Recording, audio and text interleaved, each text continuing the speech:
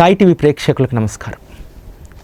ఈరోజు సాయి గురుకులం కార్యక్రమంలో మనం బాబాలోని శ్రీకృష్ణ పరమాత్మతత్వం గురించి తెలుసుకునేటువంటి ప్రయత్నం చేద్దాం. ఆ రోజు గోకులంలో శ్రీకృష్ణ పరమాత్మ ఒక అల్లరి పిల్లవాడుగా తన యొక్క అవతార కార్యాన్ని ప్రారంభించి లోకానికి గొప్ప గీతాసారాన్ని, ఒక రకంగా చెప్పాలంటే గీతాసారం చాలా మట్టుకు మనం దాన్ని అధ్యయనం చేయడం, అర్థం చేసుకోవడం చాలా తక్కువ పాలల్లో మనం అర్థం చేసుకున్నాం.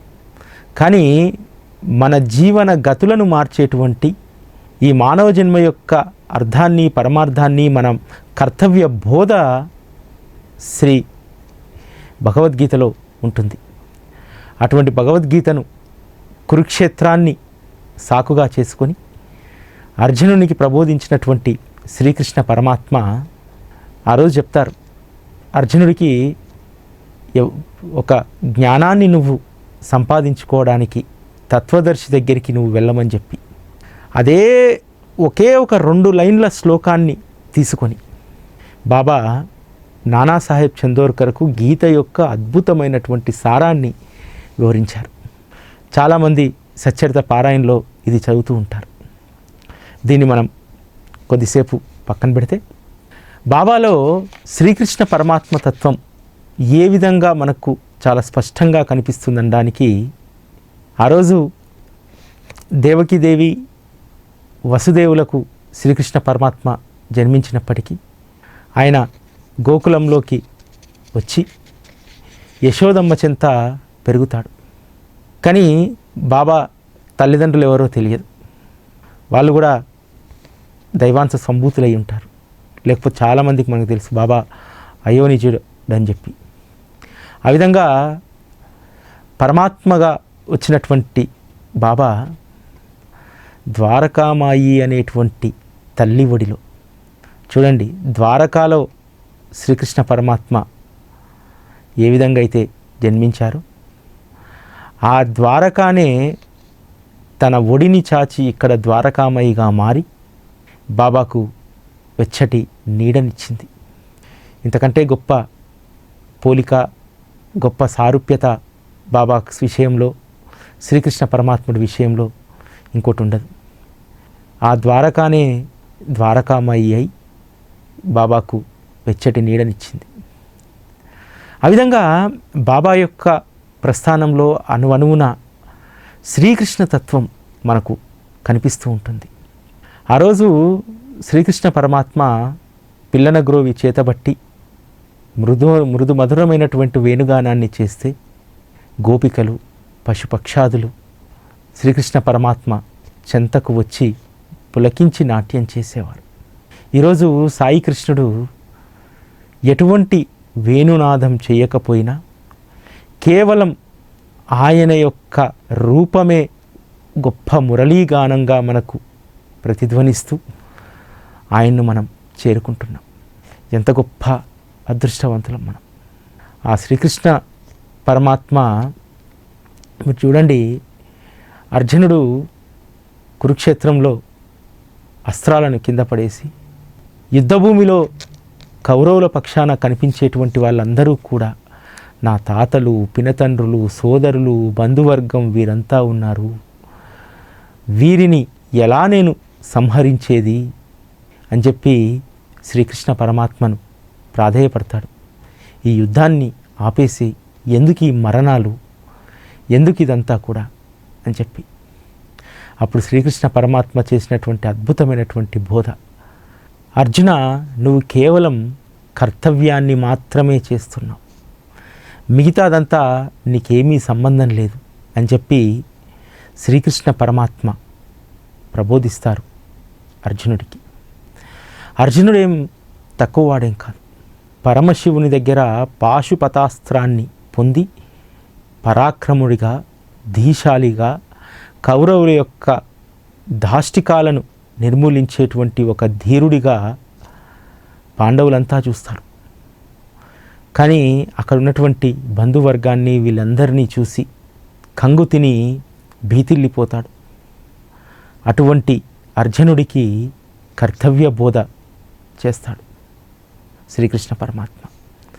ఈరోజు కనుక మనము దీన్నే అన్వయించుకుంటే మనందరం కూడా కర్మచక్రాన్ని తప్పించుకోకుండా మళ్ళీ ఈ మానవ జన్మనెత్తి అనేక బంధనాలులో పెనవేసుకొని ఉంటే ఈ భవసాగరంలో, ఈ జీవన పోరాటంలో మన శక్తి సరిపోక ఈ భవసాగరాన్ని, సంసార సాగరాన్ని దాటలేక అనేక కష్టాలు, అనేక ఇబ్బందులు పడుతుంటే మళ్ళీ సాయి పరమాత్మ, శ్రీకృష్ణ పరమాత్మ అంశగా మన ముందుకొచ్చి ఆ రోజు అర్జునుడికి ఆ కురుక్షేత్ర మహాసంగ్రామంలో ఏ విధంగా కర్తవ్య బోధ చేశాడు, మన జీవన సంగ్రామంలో ఒక కర్తవ్య బోధ చేయడానికి ఎప్పుడూ కూడా ఆ కర్తవ్య బోధను నిరంతరంగా మన చెవుల్లో ప్రతిబింబించేలాగా సాయి పరమాత్మ మన జీవితాలను తీర్చిదిద్దుతున్నాడు.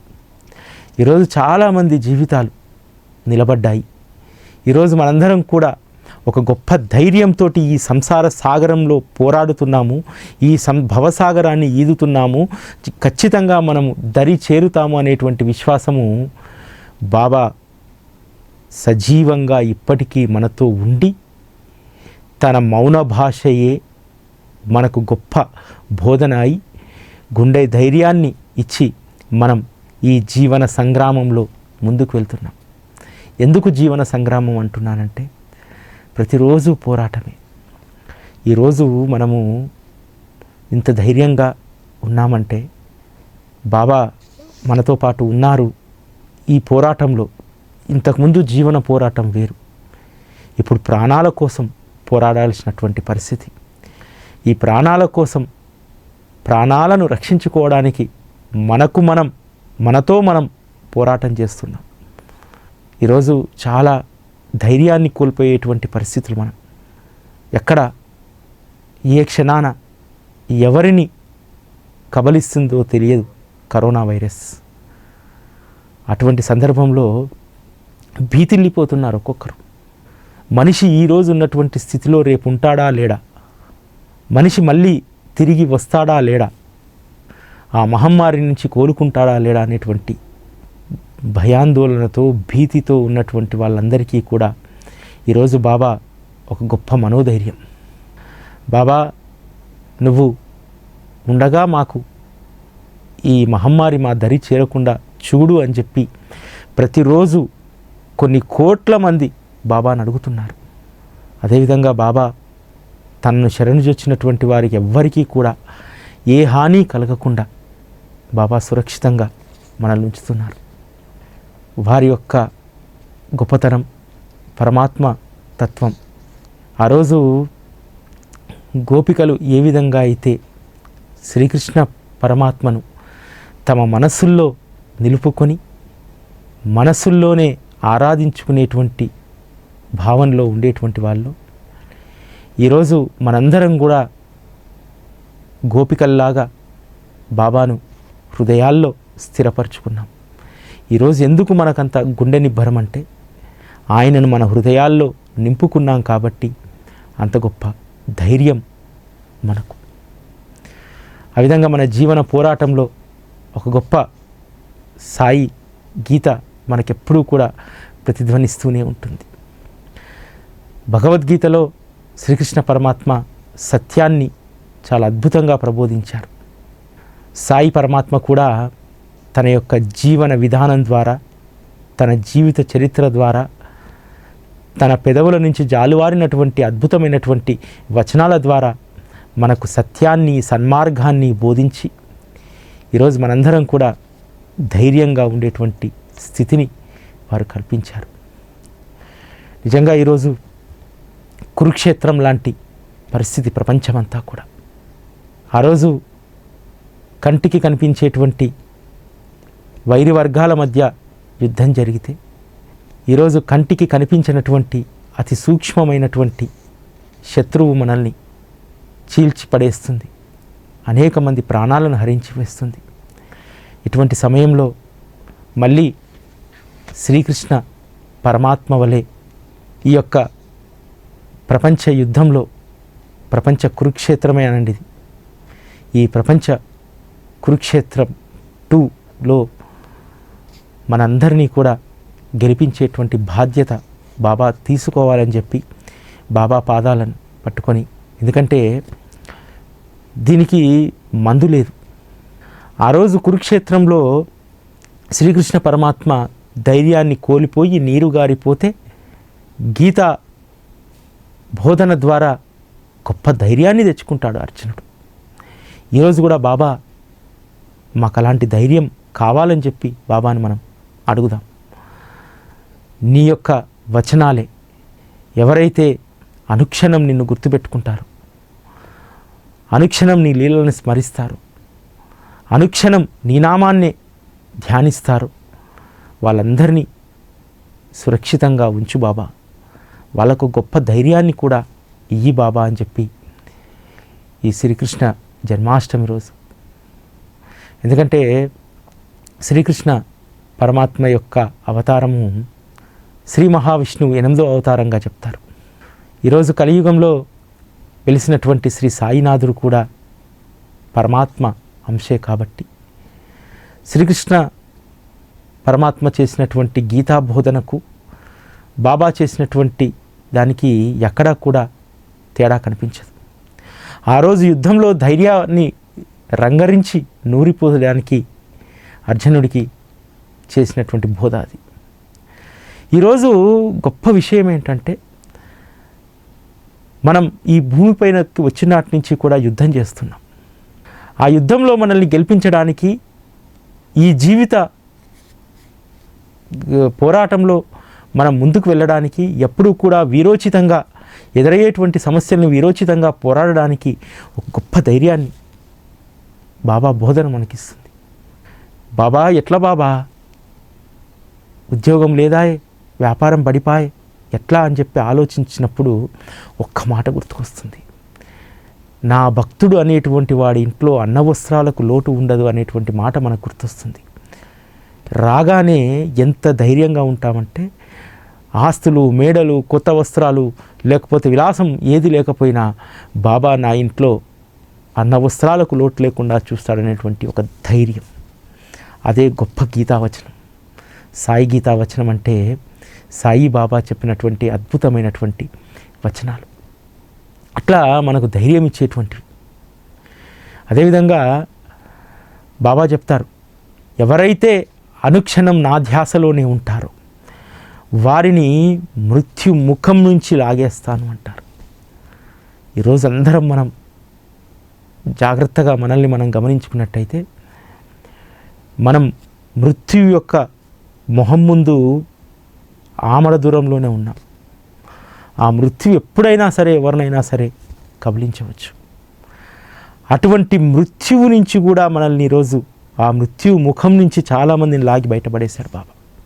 అట్లా బాబా యొక్క ఆ వచనాలు, ఆయన ప్రబోధించినటువంటి సాయి గీతా సారం ఈరోజు మన జీవితాలకు ఎంత గొప్ప ధైర్యాన్ని ఇస్తుందంటే అంత గొప్ప ధైర్యాన్ని ఇస్తుంది.